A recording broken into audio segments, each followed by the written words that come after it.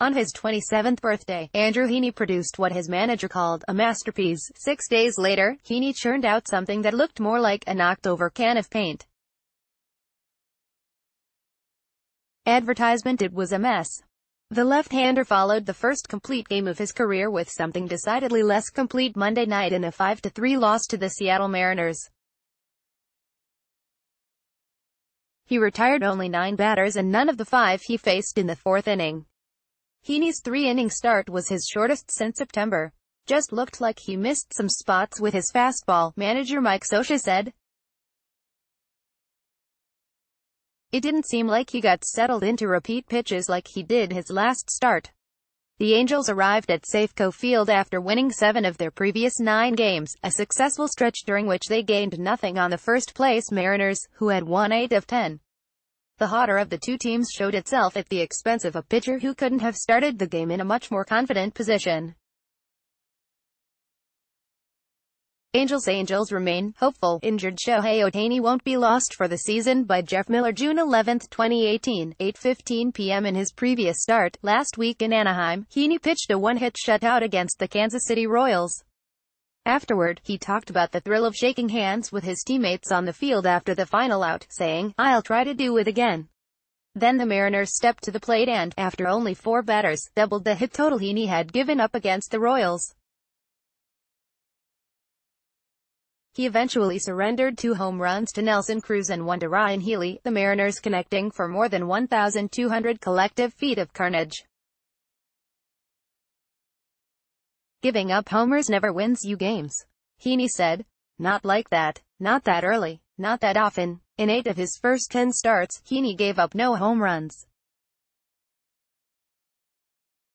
He'd given up only 1 since April 20, a span of 511 thirds innings. So, on a night that started with Heaney throwing 8 consecutive strikes, the Mariners were the ones who delivered the early knockout. The game soured quickly for the Angels after starting with much promise. Mike Trout and Albert Pujols both homered in the first inning against former Angel Wade LeBlanc, a soft-serving left-hander who turned out to be more baffling than brilliant. After the first, LeBlanc and his mid-80s arsenal shut out the Angels over the next 4 innings. Advertisement. His defining moment ended the 5th, LeBlanc striking out Justin Upton after intentionally walking Trout to load the bases. The deciding pitch reached only 83.6 miles per hour.